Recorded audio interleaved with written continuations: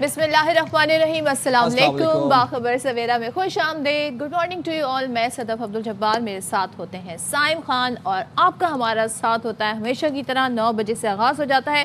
तो जनाब ज़रा पहले ही हम सियासी मंजरनामे को ही डिस्कस कर लेते हैं और बहुत कुछ हो रहा है, बहुत हैपनिंग हो रही है। तो ज़रा चेयरमैन PTI बैरिस्टर गौहर के हवाले से आपको बताते हैं कि वो ये कहते हैं कि मुतालबात पूरे होने तक जो एहतजाज है वो जारी रखेंगे और बानी की जो सेहत है उस पर सियासत नहीं करने देंगे और ना करते हैं।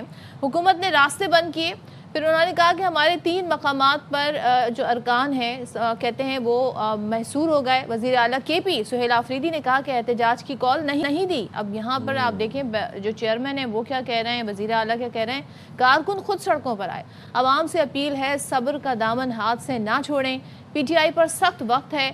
PTI रहनुमाओं का बानी की अल-शिफा अस्पताल मुंतकली तक धरना जारी रखने का ऐलान। अच्छा, फिर असद कैसर ये कहते हैं कि अगले लाहमल के लिए हमारी मुशावरत जारी है। खैबर पख्तूनख्वा के मुख्तलिफ इलाकों में एहतजाज। सवाबी में PTI कारकुनों की जानिब से मोटरवे की बंदिश है। हवेलियाँ इंटरचेंज की अगर बात करें तो वहाँ पर भी सड़कें बंद हैं। डेरा इस्माइल खान की बात कर लें तो वहाँ पर सड़कें ट्रैफिक के लिए बंद हैं। कोहाट में खुशालगढ़ पिंडी रोड बंद है। लकी मरबत में दरा तंग के मकाम पर पंजाब जाने वाली जो सड़क है उस पर भी एहतजाज है PTI के कारकुनों का और वो भी बंद है। सड़क गाड़ियों की कतारें लगी हुई हैं सड़कों के ऊपर। अच्छा, पार्लियामेंट हाउस में PTI और तहरीक तहफ़्फ़ुज़ आईन पाकिस्तान के रहनुमाओं का धरना जारी है। PTI ने खैबर पख्तूनख्वा हाउस के बाहर फिर से धरना दे दिया है और साबिक वज़ीर आला KP अली अमीन गंडापुर कल उन्होंने बड़े इंकशाफ किए जी और वो क्या कहते हैं ज़रा आपको ये बताते हैं। वो ये कहते हैं जनाब कि मोहसिन नकवी ने बानी की रिहाई के लिए जितनी कोशिश की उतनी किसी और ने नहीं की जी। मोहसिन नकवी ने बानी की रिहाई के लिए फील्ड मार्शल के सामने बात की। अली अमीन गंडापुर आगे ये भी कहते हैं कि हमारे दरमियान बदनीयत लोग मौजूद हैं जो अपने मफाद के लिए बानी को नुकसान पहुंचा रहे हैं। हमारे धरने से बानी PTI रिहा नहीं होंगे। अली अमीन गंडापुर ये भी कहते हैं कि PTI में किसी में फैसला साजी की सलाहियत ही नहीं है। ये वैसे इंकशाफ ऑफ द ईयर था। उन्होंने कहा कि बानी से जो लोग मिलने जाते हैं वो अलग कहानियाँ सुनाते हैं। PTI का एहतजाज, बानी की आंख का इशू, इसके ऊपर गवर्नमेंट की तरफ से क्या मौक़िफ़ है, उनका क्या रिएक्शन है, ज़रा आपको वही बता देते हैं। वफाकी वज़ीर कानून आज़म नज़ीर तारड़ साहब हैं, वो ये कहते हैं कि बानी PTI की एक आंख बिल्कुल ठीक है, मतलब 6/6 है। दूसरी का विजन ऐनक लगाकर 70% है, परेशानी की कोई बात नहीं है। उन्होंने कहा कि मोटरवे और GT रोड की बंदिश गैर आइनी इक़दाम है। KP हुकूमत ने रास्ते ना खोले तो वफाक को एक्शन लेना पड़ेगा, फिर शिकवा ना करना। वज़ीर आला पंजाब मरियम नवाज़ कहती हैं कि जो पंजाब के तलबा हैं उनके हाथों में स्कॉलरशिप है, लैपटॉप है, जबकि खैबर पख्तूनख्वा के बच्चों के हाथों में हथियार दिए गए हैं, उनके जहनों में तशद्दुद भरा जा रहा है। गुजरात के होनेहार स्कॉलरशिप लैपटॉप तकसीम करने की वो तकरीब से खिताब कर रही थी। तो ये सारी सिचुएशन है सियासी मंजरनामे में। बानी की आंख का इशू जो था वो वज़ीर कानून ने क्लियर कर दिया कि आफ्टर द मेडिकल रिपोर्ट एक आंख 6/6 है, दूसरी आंख चश्मा लगाकर 70% है। लेकिन खैबर पख्तूनख्वा में हम देख रहे हैं कि जिस तरीके से आवाम सड़कों पे है, ट्रैफिक बंद है, ट्रैफिक जाम है। अब Ramzan is around the corner, आवाम के लिए तकलीफ़ का बायस है, आवाम परेशान है। सुहेल आफरीदी साहब वज़ीर आला KP हैं, वो ये कहते हैं कि हमने कारकुनों को हिदायत नहीं दी, आवाम खुद जो है वो सड़कों पर आ रहे हैं। So this is the entire situation. And आपने ये भी सुना कि वज़ीर आला पंजाब मरियम नवाज़ कल क्या कहते हैं। अच्छा, कल बड़े अच्छे मनाज़र देखने को मिले। वो बच्ची एक तकरीर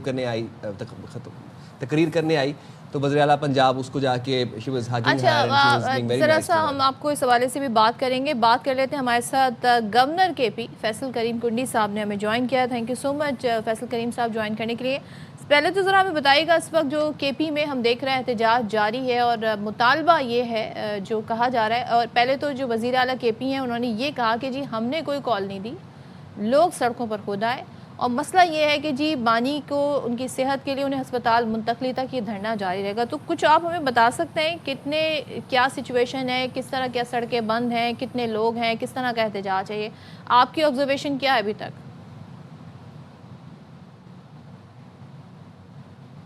बात है कि जो हमारे रोड्स हैं खैबर पख्तूनख्वा के वो बंद किए गए हैं और आज जो तकलीफ़ हो रही है वो खैबर पख्तूनख्वा के आवाम को ही हो रही है, क्योंकि देखें पंजाब या जिस इलाके से भी हमारे जो बॉर्डर्स लगते हैं वो सिर्फ आपने KP में बंद किए हैं। अब मैं हैरान और परेशान हूँ कि CM साहब कह रहे हैं कि मैंने तो नहीं कहा लेकिन लोगों ने खुद बंद किए हैं। تو امن و امان قائم کرنا صوبائی حکومت کا کام ہے. اگر آپ نے نہیں کہا اور روڈ بند ہیں تو پھر اس پہ حکومت ایکشن کیوں نہیں لیتی؟ اور لوگوں کو جو تکلیف ہو رہی ہے، جو ایمبولینسز ہے یا رمضان کا مہینہ ہے، لوگوں کا کاروبار ہے، چیزیں جو اس وقت سفر ہو رہا ہے، تو اس پہ کیوں؟ اگر آپ نے نہیں کہا تو میں ایک مثال ڈیر اسماعیل خان کی آپ کو دوں گا.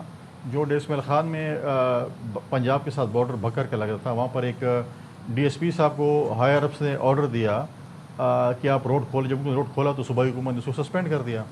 تو اگر آپ کے کہنے پہ لوگ نہیں نکلے ہیں تو پھر آج جب وہ روڈ امن و امان قائم کرنے کے لیے پولیس نکلی تو آپ نے پھر سسپینڈ کیوں کیا ان کو؟ اور بات یہ ہے کہ یہ جو لیڈران صاحبان ہیں وہ تو یا کے پی ہاؤس میں نہا دھو کے صبح آرام سے 12-1 بجے نکل آتے ہیں، کوئی جو ہے لاجز میں آرام سکون سے پڑے ہیں، اور کوئی پارلیمنٹ ہاؤس میں آرام سکون سے پڑے ہیں، اور ورکروں کو جو ہے انہوں نے روڈوں پہ نکالا. آپ مجھے بتائیں کوئی ایک لیڈر بھی موجود ہے باہر سڑکوں پہ ان لوگوں کے ساتھ کہ ہم آپ کے ساتھ موجود ہیں؟ یہ تو یہاں پر عیشیں کر رہے ہیں، مرغ غذا کھا رہے ہیں، لوگ کہہ رہے ہیں کہ ہمیں کھانے نہیں ملتے. آپ مجھے بتائیں کہ پارلیمنٹ لاجز میں کیسے کھانے کی کمی ہو گئی جہاں پر پارلیمنٹیرینز موجود ہیں، سارے موجود ہیں، کسی نے کمپلینٹ نہیں کی. کے پی ہاؤس جو کہ صوبائی حکومت ہی چلاتی ہے اس میں کس چیز کی کمی ہو گئی ہے؟ یہاں پر تو یہ لوگ جو ہے وہ عیاشیں کر رہے ہیں اور اپنے ورکروں کو روڈوں پہ نکالا ہوا ہے کہ آپ جا کر جو ہے لوگوں کو تکلیف میں ڈالیں اور لوگوں کو اذیت دیں. اور اس قسم کے آپ دیکھیں کہ روز ٹی وی پہ جو کلپس نظر آتے ہیں جس پہ کوئی ایمبولینسز ہیں، کوئی ایمرجنسی میں جا رہے ہیں، کوئی کیا ہیں، کوئی فیملی کے ساتھ ہیں، رمضان کا مہینہ ہے، لوگوں نے اپنے فیصل صاحب کاروبار ویسے میں جو بھی چیزیں بیرسٹر رمضان غور سے صاحب پہلے تو کرنی. یہ کہتے ہیں جی ہم نے نئی حکومت نے ایکچولی راستے بند کیے، ہمارے ارکان 3 مقامات پہ محصور ہو گئے، پھر ان کا مطالبہ ہے کہ جی بانی کو اسپتال منتقل کر دیں تو دھرنا ختم کر دیں گے ورنہ دھرنا جاری رہے گا. اس پر آپ کا کیا موقف ہے؟ اس پہ کچھ پیش رفت ہو سکتی ہے کیا؟ دیکھیں پہلی بات تو یہ کہ سی ایم صاحب کہہ رہے ہیں دھرنا ہم نے نہیں دیا اور لوگوں نے خود دیا ہے، اور پھر غور صاحب کہتے ہیں کہ نہیں دھرنا جاری رہے گا. پہلے ان کے آپس میں جو ہے وہ تضاد دیکھ لیں کہ کیا پوزیشن ہے. پھر جب میڈیکل ٹیم پچھلے دنوں گئی تھی تو ان کی اپنی بہن نے، عمران کی اپنی بہن نے کہا کہ کوئی ساتھ نہیں جائے گا. پہلے ان کی جماعت میں یہ پتہ نہیں کہ اختیار کس کے پاس ہے، بہنوں کے پاس ہے، غور صاحب کے پاس ہے، لیڈر آف دی اپوزیشن کے پاس ہے، سی ایم صاحب کے پاس ہے، یا کوئی اور ان کا کوئی کور کمیٹی کے ممبران ان کے پاس ہے. تو ان کا تو ایک بندہ نہیں ہے جس کا آپ کہیں کہ جی یہ پارٹی کے ہیں اور ان کے پاس اختیار اور ان سے بات چیت ہو وہ سکتی یہ بھی ہے. کہتے ہیں کہ ہر اگر کسی آپ کا اپنے لوگ اختیار اور اپنی پیش باتیں. رفت کریں، کچھ ہاتھ آگے بڑھائیں، قدم آگے بڑھائیں تو پھر وہ لوگ کمیٹی بنا لیں گے، پھر فیصلہ بھی کر ہی لیں گے. تو گورنمنٹ کا ورژن اس پہ کیا ہے؟ دیکھیں ڈاکٹرز کی ٹیم گئی ہے، ڈاکٹرز نے ان کو معائنہ بھی کیا ہے. ابھی آپ نے تاڑ صاحب کی اسٹیٹمنٹ بھی سنائی ہے کہ ان کی جو ٹیم کی رپورٹ آئی ہے تو وہ انہوں نے یہ بات کی ہے. تو اب یہ چیزیں جو ہے آپ کے سامنے ہیں. تو اب آپ کہیں کہ جی نہیں ہم نے جو ہے یہ کرنا ہے یا وہ کرنا ہے، تو اس چیزوں سے مسئلے کا حل نہیں نکلتا. آپ دیکھیں کہ آپ نے اپنے صوبے کے لوگوں کو جنہوں نے آپ کو ووٹ دیا اس کو اذیت میں ڈالا ہوا ہے. پہلے آپ مجھے بتائیں کہ ہمارے سی ایم صاحب پچھلے چند دنوں سے یہیں پہ ہیں، ان کی کابینہ یہاں پر ہے، ہمارا صوبہ دہشت گردی کا شکار ہے. اس وقت دیکھیں جو دہشت گردی کے واقعات ہو رہے ہیں، ڈیلی بیسس پہ واقعات ہو رہے ہیں. کل بھی بنوں میں کتنا خوشگوار واقعہ پیش آیا ہے، باجوڑ میں بھی ہوا ہے، مختلف جگہوں پر ہو رہے ہیں.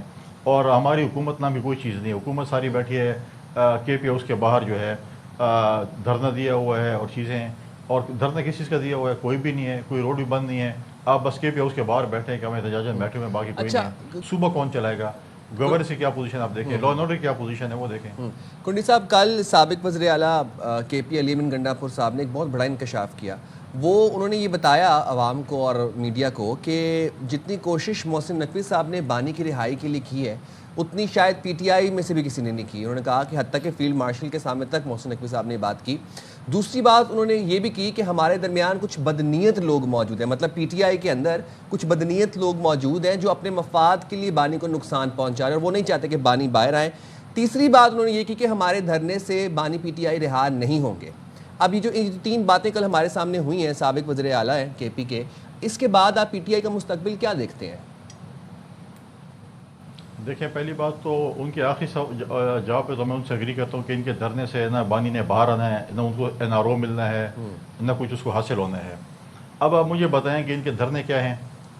10 بندے کے پی ہاؤس بیٹھے ہوئے ہیں، 10-12 شاید پارلیمنٹ ہاؤس میں بیٹھے ہوئے ہیں، 10-15 جو ہیں وہ پارلیمنٹ لاجز میں ہوتے ہیں. اور جو روڈ بند کیے ہیں وہ 10-10 15-15 لوگ ہی کھڑے ہیں. ہر جگہ اگر آپ ایک پولیس کی ڈیٹسن بھیجنے اسی کی مار ہیں. اگر سی ایم صاحب کہتے ہیں کہ میں نے نہیں کہا تو سی ایم آئی جی کو آرڈر کریں کہ روڈ کو لے کریں. یا پھر میں سمجھتا ہوں کہ وفاقی حکومت کو اس کو ایکشن لینا چاہیے. محسن نقوی صاحب کو اپنے آئی جی کو IFC کو کہنا چاہیے کہ لوگ اس وقت ان کی زندگی جیرن بنی ہوئی ہے, مسافر پریشان ہیں, کاروباری لوگ پریشان ہیں, تاجر پریشان ہیں, پہلو کا کاروبار لا اینڈ آرڈر کی وجہ سے تباہ ہو چکا ہے. رمضان کا مہینہ آنے والا ہے, وہ ہے لوگوں نے روزے رکھنے ہیں. ایکشن کی بات تو اعظم نذیر تارڑ بھی کہہ رہے ہیں, تو کس طرح کا ایکشن لینا چاہیے جو آپ بھی مشورہ دے رہے ہیں وفاقی؟ اعظم نذیر تارڑ صاحب کو جو ہے میں سمجھتا ہوں کہ باتیں نہیں کرنی چاہیے, اور وفاقی حکومت کو چاہیے کہ اپنے جو ان کے نمائندے ہیں IG صاحب ان کو بولیں کہ روڈ کلیئر کریں. دوسری جو CM صاحب نے فارمر CM صاحب نے کہا کہ جی ہمارے اندر جو ہے منافق لوگ موجود ہیں, وہ تو جب PTI کو پتہ چلا پچھلے CM صاحب کی کارکردگی کا تو انہوں نے ان کو باہر نکال دیا. میں تو پہلے ہی کہا تھا کہ جب PTI کو پتہ چلے گا کہ ان کے اندر میر صادق اور میر جعفر کون ہے, یہ CM نہیں کہتے تھے جب نکلتے تھے کہ ہم کفن باندھ کر آئے ہیں, اگر ہم خان کو واپس نہ لے کر آئیں تو ہمارا جنازہ پڑھ لینا, ہم کفن پوش ہیں. کتنی دفعہ کفن باندھ کے آئے تھے اور کتنی دفعہ یہاں پر چڑھائی کی تھی, اور ودن منٹس جو ہے یہاں سے وہ پہنچ جاتے تھے 13 ضلع کراس کر کے واپس پشاور. تو اپنی پارٹی کے ساتھ پہلے بھی فراڈ کر رہے تھے.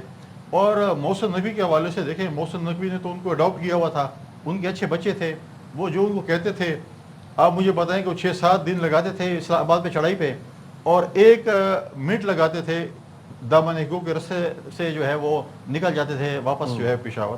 تو ڈیفینیٹلی وہ ان کے ساتھ آن بورڈ تھے, اور یہ میرے خیال میں ان کی خام خیالی تھی کہ ان کو ٹرک کی بتی کے پیچھے لگایا ہوا تھا کہ ہم خان کو چھوڑ دیں گے. خان کو عدالتوں نے چھوڑنا ہے, نہ محسن نقوی نے چھوڑنا ہے, نہ وزیر اعظم نے چھوڑا ہے, نہ وزیر جو ہے قانون نے چھوڑنا ہے, کسی اور نے چھوڑنا ہے. یعنی کہ آپ جو کہہ رہے ہیں کہ محسن نقوی صاحب نے بڑی کوششیں کی, جو کہ بتا رہے ہیں علی امین گنڈا پور, یہ سب خام خیالی, یہ سب باتیں, اس میں کوئی حقیقت نہیں ہے. آپ بتائیں کہ ایک جو ہے وہ اپنے کنوکٹڈ شخص ہے, اس کو محسن نقوی صاحب باہر نکال سکتے ہیں؟ ان کو سزا ملی ہے, انہوں نے اپنے سابق وزیر اعلیٰ KP اتنا بڑا سٹیٹمنٹ دے رہے ہیں, تو میں اس سٹیٹمنٹ کی صحت کے حوالے سے آپ سے بات کرنا چاہ رہی ہوں کہ وہ ویسے ہی انہوں نے سیاسی بیان دیا ہے. دیکھیں انہوں نے اپنے دور حکومت میں کافی ڈائلاگز بولے تھے, آپ نے دیکھا نہیں تھا کہ میں کفن باندھ کے آ رہا ہوں اور میں خندق کے کھود کے نکال لوں گا, اور کیا کیا ڈائلاگز پہلے نہیں بولے تھے. آپ ان کے پچھلے 2 سال کے ڈائلاگز نکالیں, مطلب وہ وزیر اعلیٰ نہیں رہے اس کے بعد یہ انکشاف کر رہے ہیں. مطلب آپ اس چیز کی امپورٹنس کا اگر ہم اندازہ لگائیں, ورنہ پہلے تو انہوں نے یہ بات نہیں کی. وہ میرے خیال میں اپنے آپ کو دوبارہ پیش کر رہے کہ میں جو ہے حاضر ہوں, اگر مجھے خدمت کا موقع دیا جائے اور میں خان کو سے نکال لوں. اور PTI کے ورکروں اور PTI کے لوگوں میں کہہ رہے ہیں کہ مجھے دوبارہ جو ہے موقع دیں. لیکن میرے خیال میں کہ PTI کو پتہ چل گیا تھا ان کے جو وکٹ کے دونوں طرف کھیل رہے تھے, اور میں نے پہلے ہی کہا تھا کہ ہمارے اچھے بچے ہیں, جب تک ہماری نوکری کریں گے رہیں گے, جب نوکری نہیں کریں گے تو نہیں. تو کنڈی صاحب اب حل کیا ہے؟ اب رمضان غالباً پرسوں سے رمضان شروع ہو رہا ہے, موٹر وے بند ہوگی, اگر GT روڈ بند ہوگی, آپشن کیا ہے؟ کوئی آپشن بھی نہیں ہے. دیکھیں بات یہ ہے کہ کیا روڈ بند کرنے سے, دھرنے سے, ناچ گانے سے, ان چیزوں سے کیا بانی ان کی رہی ہوگی؟ ان کا جو ڈاکٹرز کا چیک اپ ہے آلریڈی ہو چکے ہیں. ڈاکٹرز کی جو اپنی دیکھیں نا, آپ ڈاکٹر نہ میں ڈاکٹر ہوں, وہ ڈاکٹرز نہیں بتانا ہے کہ ان کے اوپر جو ہے وہ کیا بیماری ہے, کس کا علاج کیسے ہو سکتا ہے, کیسے نہیں ہو سکتا. یہ نہ پارٹی کے ورکر بتا سکتے, نہ پارٹی کے لیڈر بتا سکتے ہیں.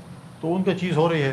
اور غالباً میرے خیال میں نے آپ کی TV پہ دیکھا تھا گور صاحب اور لیڈر آف دی اپوزیشن جو سینٹ میں ہیں راجہ صاحب, ان کو بھی پیمز اسپتال لے جایا گیا تھا اور ان کو بھی بریفنگ دی گئی تھی. اب ان کا پرابلم یہ ہے کہ اتنے گروپس ہیں کہ وہ ایک دوسرے کو ہی من نہیں مانتے, اور جب تک وہ سارے اکٹھے ان کو جو ہے ایک دائیں جا رہا ہے, ایک بائیں جا رہا ہے, ایک شمال میں جا رہا ہے, ایک جنوب میں جا رہا ہے, ایک مغرب میں جا رہا ہے, ایک مشرق میں جا رہا ہے. وہی میں کہہ رہا کہ ان کو پتہ ہی نہیں ہے کہ ان کے اختیار کس کے پاس ہے. لیکن ظاہر ہے دونوں جانب سے اگر سنجیدگی دکھائی جائے تو پھر ہو سکتا ہے کوئی راہ نکل آئے, کوئی راستہ نکل آئے ہماری اس ساری سچویشن میں. ٹھیک ہے, تھینک یو سو مچ. فیصل کریم کنڈی صاحب ہمارے ساتھ تھے, اور وہ کہہ رہے تھے جی رمضان جسٹ اراؤنڈ دا کارنر, اور آپ دیکھیں کہ اس وقت احتجاج اور سڑکیں بند ہیں, جس سے KB کے عوام جو ہے ان کی مشکلات میں اضافہ ہو رہا ہے. باقی انہوں نے ڈسمس کر دی یہ بات, جو کہ علی امین گنڈا پور نے ایک بڑا انکشاف کیا کہ محسن نقوی صاحب نے بڑی کوششیں کی ہیں بانی کی رہائی کے لیے, حتیٰ کہ فیلڈ مارشل سے بھی انہوں نے بات کی ہے. تو اب وہی کہہ رہے ہیں صرف خام خیالی ہے ان کی. چلیں جی, اس بات میں بات کر لیتے ہیں, اس بارے میں شامل گفتگو کر لیتے ہیں. ہمارے ساتھ موجود ہیں مسلم لیگ نون کے رہنما, وفاقی وزیر بھی ہیں, انجینئر امیر مقام صاحب. بہت شکریہ امیر مقام صاحب, آپ نے باخبر سویرا کے لیے وقت نکالا. PTI رہنماؤں نے بانی کی الشفا اسپتال منتقلی تک دھرنا جاری رکھنے کا اعلان کر دیا ہے. اسد قیصر صاحب یہ کہتے ہیں کہ اگلا لائحہ عمل مشاورت ہوگی اس کے بعد ڈیسائیڈ کیا جائے گا. ایسے میں اب حکومت کی کیا حکمت عملی ہوگی؟ سب سے پہلے تو میں اسی پر آنا چاہتا ہوں. وہ تو ان کی اپنی ان کا لیڈر ہے اور اس کے لیے وہ جو بھی کہتے ہیں کہ ڈرنا رہے گا فلا رہے گا. مگر میں تو خود اسی رات پرسوں رات آ کے اس میں حالات تھے کہ جو روڈ بند تھا اور خود بھی 8-10 گھنٹے اسی میں اسی طرح بند رہا. اور مگر مجھے اپنی فکر نہیں. میں نے ان بچوں بوڑھوں مریضوں کو کہ کئی مریضوں کی وہی ڈیتھ ہو گئی, وہی جو صورتحال تھا انتہائی دردناک افسوسناک. تو کوشچن یہ ہے سب سے بڑا آپ کی اس بات پر یہ ان کا اپنا جو احتجاج کرتے, بے شک اسلام آباد میں احتجاج کرے, ان میں کوئی طاقت ہے تو آئے وہی اسلام آباد ٹول پلازا بند کرے سارا ملک. مگر ان لوگوں کی کیا قصور ہے جنہوں نے 3 دفعہ عمران خان کو مینڈیٹ دیا اور ووٹ دیا KPK کی عوام کی. وہی پولیس ان کے ایڈمنسٹریشن ان کی ہے سب کچھ, اور سب کچھ کوئی بھی پوچھنے والا نہیں ہے. اور موٹر ویز بند, لوگوں کو تکلیف میں ڈالا. اور اس طرح آپ دیکھ رہے روز وہی ہلاکتیں بھی ہو رہی ہے. اور وہی جو مہنگائی کا طوفان ہے, کیونکہ کوئی چیز جا ہی نہیں سکتا, کوئی ٹرک جا ہی نہیں سکتی. وہی تو آٹا بھی باہر سے آنا ہے, سبزی بھی باہر سے آنی ہے, وہی پنجاب سے آنی ہے, تو وہ سارے سٹک ہو گئے. تو وہی جو غریب لوگوں کا ان کا کیا قصور کیا جرم ہے؟ ان کا جرم یہ ہے کہ عمران کے لوگوں کو انہوں نے سپورٹ کیا, ان کو حکومت دی, ان کو تیسری دفعہ وہی گورنمنٹ دی, ان کو اقتدار میں لیا. تو سب سے بڑا سوال دوسری طرف میں ابھی کشمیر میں ہوں یا آ کے, اور یہاں بھی جو آپ سے بات کر رہا ہوں تو دیر کوٹ سے کر رہا ہوں, آگے رہا ہوں. امیر مقام صاحب, یہ جو ٹائمنگ ہے نا, میری ذمہ داری ہے پلیز. یہ بڑے میٹر مگر کرتے ہیں. میں بات یہ کرنا چاہتا ہوں اس موقع پر آپ کے سوال پر آتا ہوں کہ وہی جو کل بھی میرے آبائی ضلع شانگلہ میں آپ دیکھ لیں کہ وہی 3 سیکورٹی فورسز کے جوانوں کی وہی ہلاکت ہوئی مقابلے میں. اور آج بھی وہی باجوڑ میں جو انسیڈنٹ ہوا 10 جوان وہی شہید ہو گئے. تو انہوں نے سارے راستے اور سب کچھ اس طرح ماحول پیدا کیا گیا. ان کے ساتھ یہ بھی نہیں کہ کسی کو چھک کیا تو جائے, کوئی راستہ سوچ رہی ہے گورنمنٹ نکالنے کے کا لیے؟ مقابلہ کیا جائے. امیر مقام صاحب, ظاہر ہے رمضان قریب ہیں, اس طرح سڑکیں راستے بند ہوں گے, آٹے کی سپلائی اور دیگر جو ہے کھانے پینے اشیاء خورنوش کی سپلائی وہ متاثر ہو سکتی ہے. ظاہر ہے یہ وہ علاقے ہیں جہاں سے ٹرانسپورٹیشن کا معاملہ چلتا ہے. تو حکومت کیا سوچ رہی ہے؟ ایکشن کی بات تو ہو رہی ہے, وہی تو لیکن بالکل قحط ہے, بالکل قحط آیا اور قحط آئے گا. مطلب یہ تو ایک بدترین آپ دیکھیں کہ ہیومن رائٹس وائلیشن, اسی طرح یہ تو ایک بدترین صورتحال ہے. میں تو خود بھی کہتا ہوں کہ وہی میں نے خود بھی اسی دن بھی کہا ہے کہ اسٹیٹ کو ایکشن لینا چاہیے. ایک KPK کوئی کس دوسرا طرح کا ملک نہیں ہے, ایکشن نہیں لینا افغانستان ہے, نہیں ایران ہے, نہ کوئی اور ہے, یہ پاکستان کا پارٹ ہے.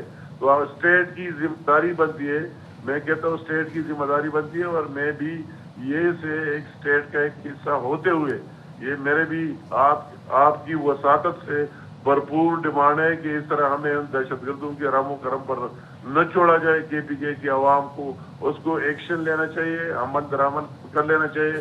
فوراً IG KP کو کہنا چاہیے کہ راستے کھل دے, وہی نکل جائے اور راستے کھل لے اس کو ادھر ادھر. اور جو لوگ بند کرتے ہیں ان پر دہشت گردی کے پرچے کرے. جو لوگ وہی مر گئے وہی ان کے خلاف FIR اس گورنمنٹ کے خلاف درج کرے. وہی 302 FIR نہیں تو ان آپ کے اگر خلاف بات درج چیت سے کرے. مسئلہ حل ہو سکتا ہے تو وہ اس آپشن کو کیوں نہیں یوٹیلائز کرنے کی کوشش تو کریں؟ یہ آپشن میں تو کہتا ہوں, میں تو خود حکومت کے اندر ہوتے ہوئے وہی سب سے میری ڈیمانڈ ہے.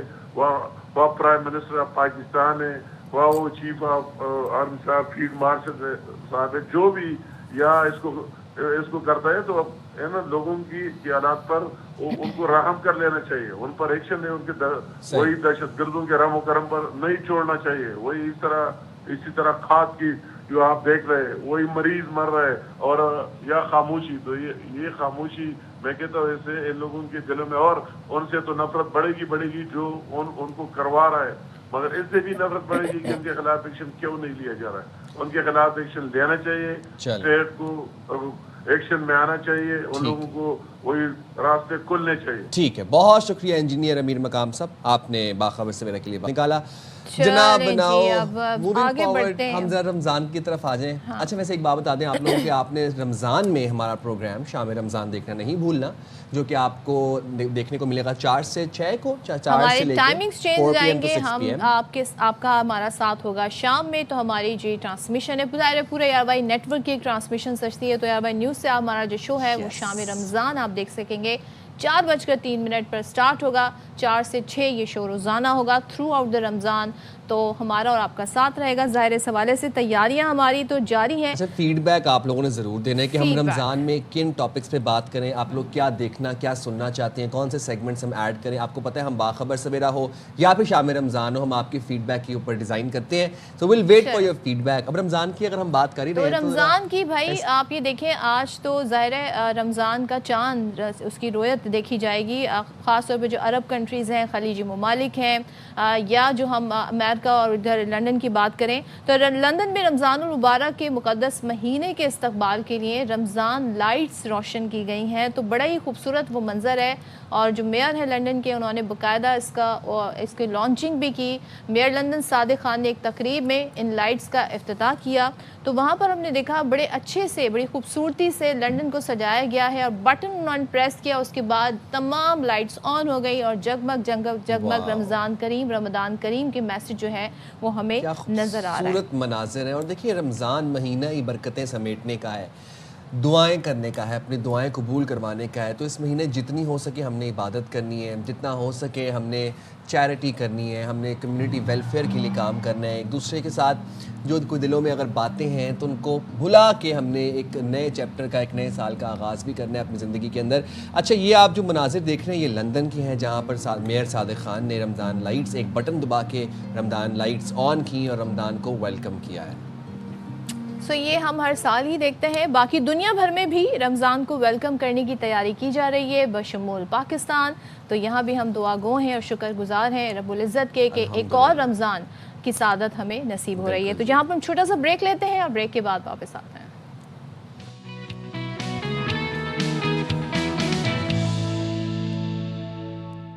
Welcome back. और T20 वर्ल्ड कप जारी है और इसमें अजीब व गरीब किस्म के वाक़यात हो रहे हैं। आप ये सोचें, ऑस्ट्रेलिया जैसी टीम का जो हाल हुआ कल, जिस तरीके से वो हारे हैं श्रीलंका से। अच्छा जी, लेकिन हम आपको ज़रा बता दें, श्रीलंका ने सुपर 8 के लिए क्वालिफाई कर लिया है, साथ में इंग्लैंड ने भी सुपर 8 के लिए क्वालिफाई कर लिया है। हुआ क्या, इंग्लैंड और इटली के दरमियान सनसनीखेज़ मुकाबला हुआ और 24 रन से फिर शिकस्त दे दी इंग्लिश टीम ने। और 203 रन के ताक़ुब में इटली ने फाइट भरपूर की। आप सोचें, कहाँ इटालियंस, वो तो they are lover of football, तो फुटबॉल वो खेलते हैं, लेकिन इसके बावजूद आप देखें क्रिकेट में भी उन्होंने अच्छा खासा इंग्लिश टीम को टफ टाइम दिया। देखें सदफ, यही तो मज़ा है T20 का, यही तो मज़ा है वर्ल्ड कप का। शायकीन क्रिकेट को एक सनसनी खेज मुकाबला देखने को मिले, एक फाइट बैक तो देखने को मिले। कल हम जब बात कर रहे थे तो हम यही तो बात कर रहे थे कि साउथ अफ्रीका और पाकिस्तान का आपने मैच देखा, मज़ा आया देख के कि एंड तक उन्होंने फुल अपनी दिल जान लगा दी। उन्होंने कहा कि हमने मैच जीतना, और नहीं जीत पाए बट फाइट बैक तो की, लड़ के तो खेले। और जब हमने अपना मैच देखा था तो वो आप लोगों ने देखा कि पूरी टीम 113 के ऊपर ये 4-4, 5-5 रन बना के जाई जा रहे। तो इस बात पे हमारा दिल दुखी, इस बात पे हमारा दिल जख्मी। खैर अब वो तो अब जख्म हमारे नमक पाशी होती रहती है उनके ऊपर। अच्छा जनाब, 178 रन पर हमने देखा कि फिर टीम हिम्मत हार गई। जो बेन मांटेनी थे उन्होंने 25 गेंदों पर 60 और ग्रांट स्टीवर्ट ने 45 रन बनाए। सैम करन और जिमी ने 3-3 शिकार किए। अच्छा, अब इंग्लैंड ने पहले खेलकर 202 रन बनाए थे। एक और मैच में हमने देखा कि अफगानिस्तान ने यूएई को 5 विकेटों से शिकस्त दी। अफगान टीम ने 161 रन का हदफ आखिरी ओवर में हासिल किया। मेज़बान श्रीलंकन टीम ने ऑस्ट्रेलिया को 8 विकेटों से शिकस्त दी। कैंगरूज ने पहले बैटिंग करते हुए 181 रन बनाए और ओपनर्स ट्रेविस हेड और मिचेल मार्श ने 104 रन का आगाज फराहम किया, लेकिन फिर मिडिल ऑर्डर डगमगा गया। ये देखें, ऑस्ट्रेलिया की टीम जिनसे सब बड़ा डरते थे, तमाम टाइटल्स एक ज़माने में उनके पास होते थे, उनकी मेंस टीम, उनकी विमेंस टीम, लेकिन अब न जाने ये जो टीम है, ज़ाहिर है बहुत सारे इनके अच्छे प्लेयर्स जो हैं वो इंजर्ड हैं, खेल भी नहीं रहे। लेकिन ऑस्ट्रेलिया ने जी, उनके जो 7 बल्लेबाज हैं वो डबल फिगर में भी दाखिल नहीं हो सके। और फिर जब श्रीलंकन बल्लेबाज आए, उन्होंने शानदार बैटिंग की। 182, हमारा कितना था, 175 हमने बनाए थे, 176 का हदफ दिया था। श्रीलंका ने 182 रन का हदफ जो है वो 2 ओवर पहले, सोचिए 2 ओवर पहले हासिल कर लिया।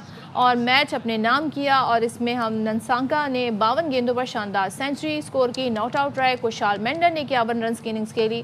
تو یہ آسٹریلیا کی مسلسل شکست ہے.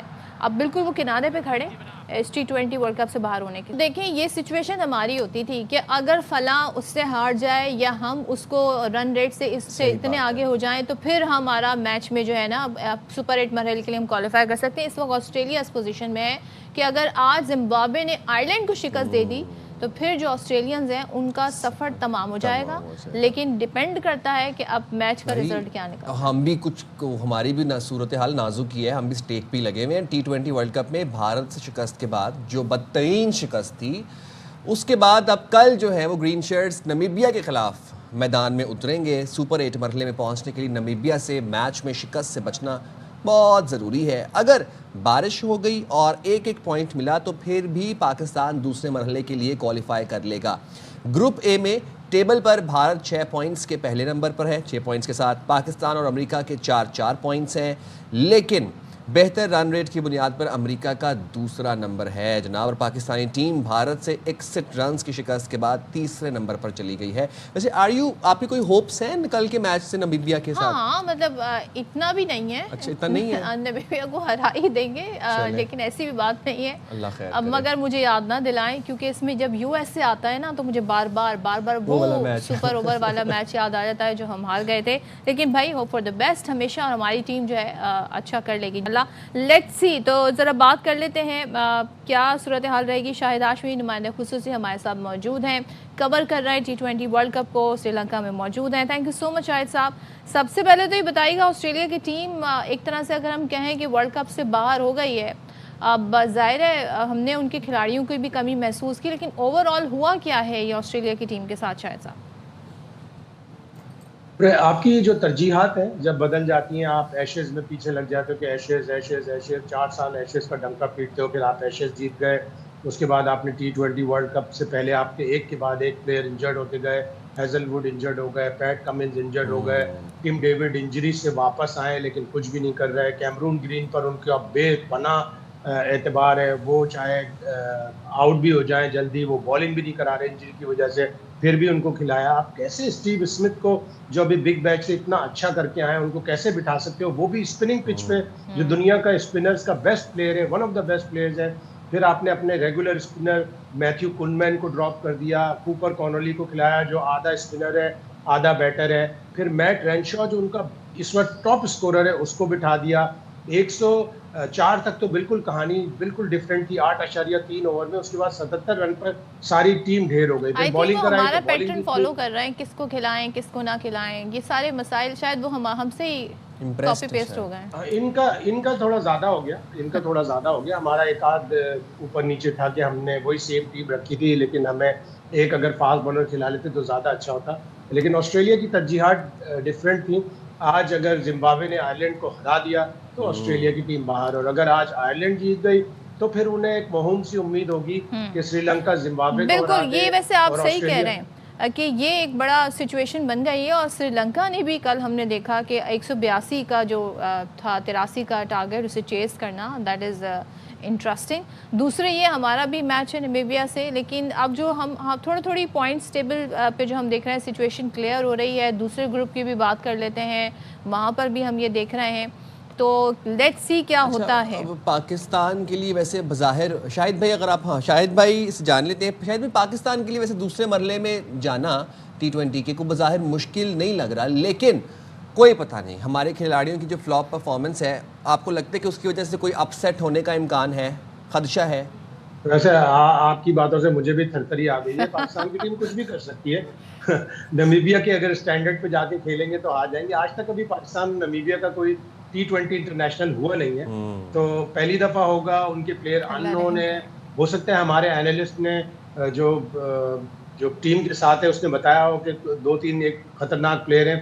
ان کے جو کپتان ہے گراڈ ایراسمس، وہ عثمان طارق کی طرح انڈیا کے میچ میں بالنگ کرا رہے تھے سلنگ آرم، تو ان سے بچنا ہوگا. انہوں نے انڈیا کی 4 وکٹیں لی تھی تو شاید کہیں ہماری زیادہ نہ لے جائیں. تو 1-2 پلیئر ان کے خطرناک ہیں. فرائی لنک ان کے اوپر سے ٹاپ آرڈر کے بیٹسمین ہیں، وہ آتے ہیں ہارڈ ہٹنگ کرتے ہیں. جے اسمتھ ان کے بہت اچھے پلیئر ہیں.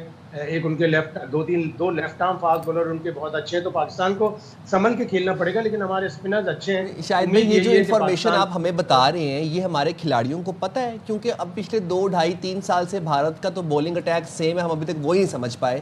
تو یہ جو کھلاڑی ان نون ہے جن کے ساتھ پہلی دفعہ میچ ہونے جا رہا ہے اس میں کیا ہوگا؟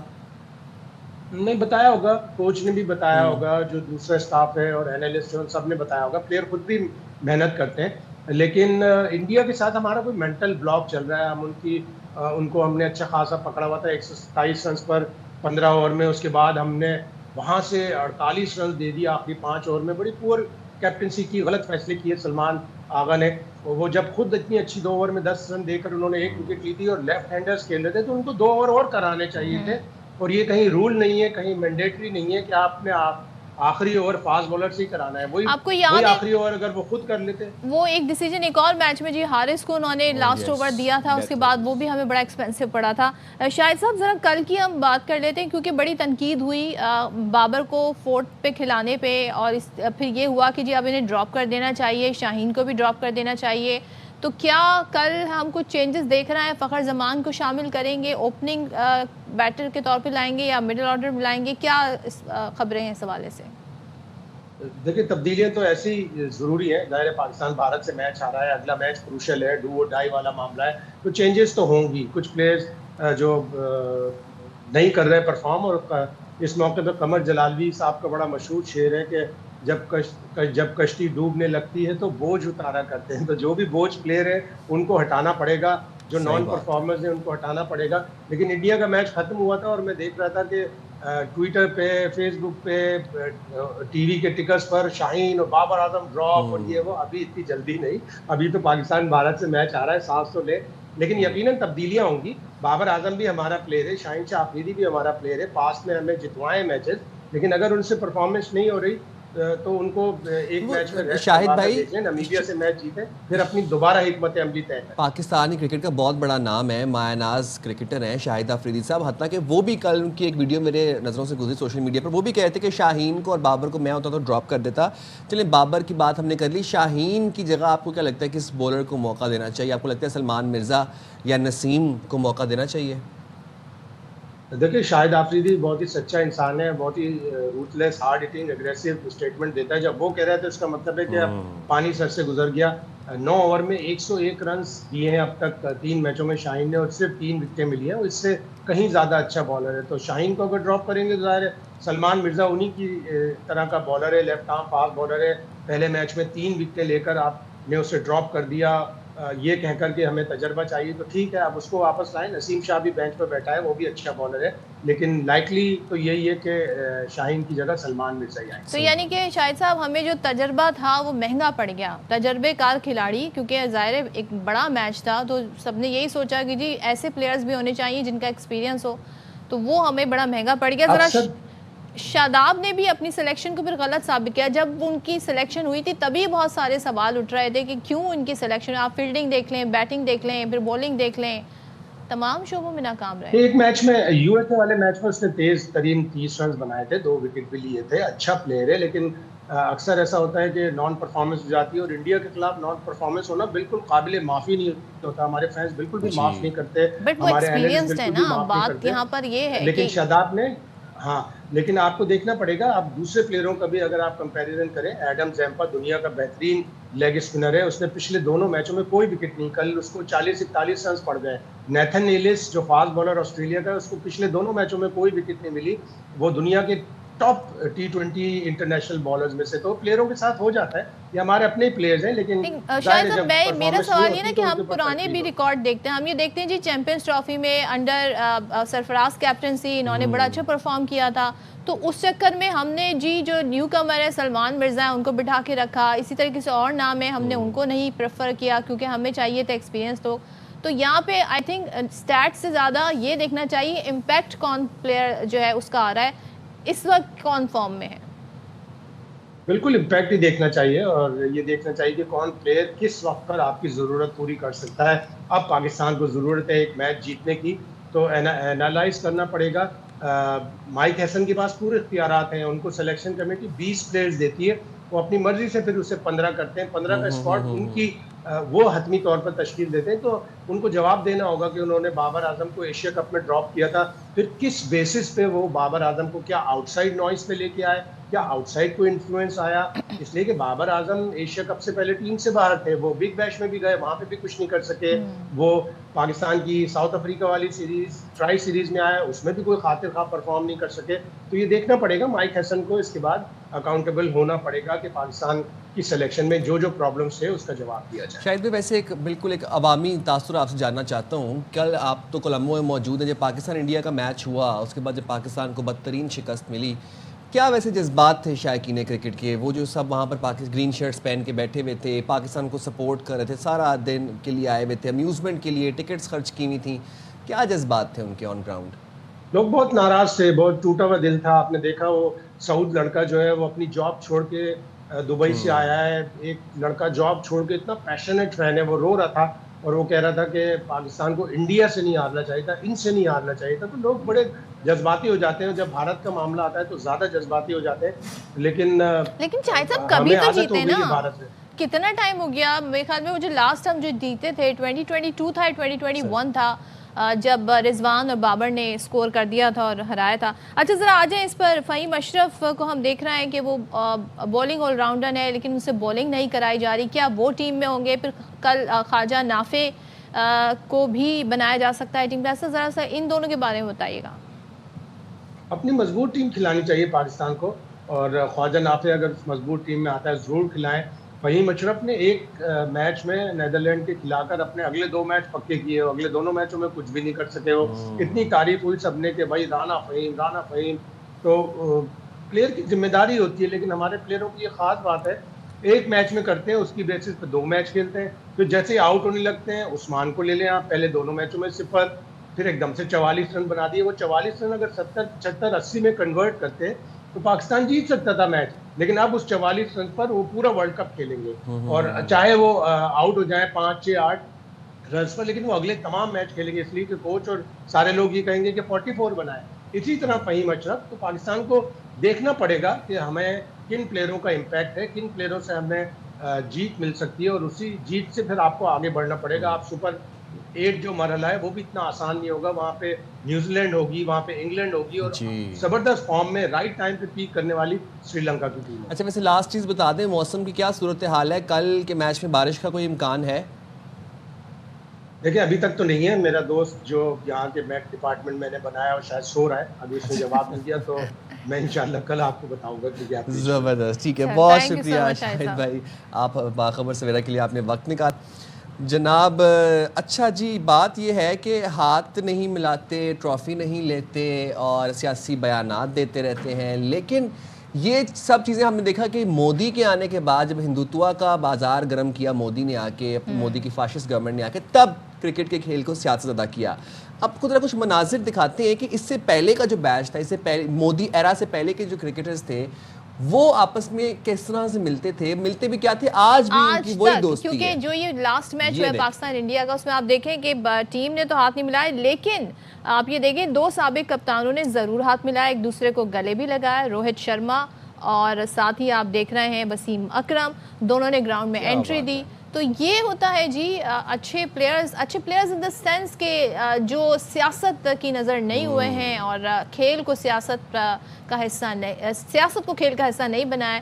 تو یہ بڑا اچھا جیسٹر گیا. مگر مجھے بتائیں کہ ٹیم کو کیوں اتنا خوف ہے نریندر مودی کا؟ بہت اچھی بات ہے. روہت شرما نے مودی کی انتہا پسند جو پالیسیز ہیں اس کو نظر انداز کیا, اگنور کیا, اور اپنی دوستی کو قائم رکھا, اور جا کے ہاتھ بھی ملایا. وسیم اکرم صاحب پہ مصافحہ کیا, گلے ملے, بڑے اچھے مناظر تھے. اور ویسے آنے والی جنریشن کو کیا یہ بتانا پڑے گا کہ اے آئی نہیں ہے, یہ ایکچولی ہوا تھا. بٹ ایک چیز یاد دلا دیں, 6-0 تو معاملہ ابھی بھی ہے, اور ٹرافی بھی ہمارے ہی پاس ہے, مطلب ACC کے پاس ہے, تو آپ نہ ملائیں ہاتھ, کوئی بات. 6-0 کے ساتھ ہم جائیں گے چھوٹی سی بریک پہ, حاضر ہوں گے بریک کے بعد. اسٹے دیئر ود اس.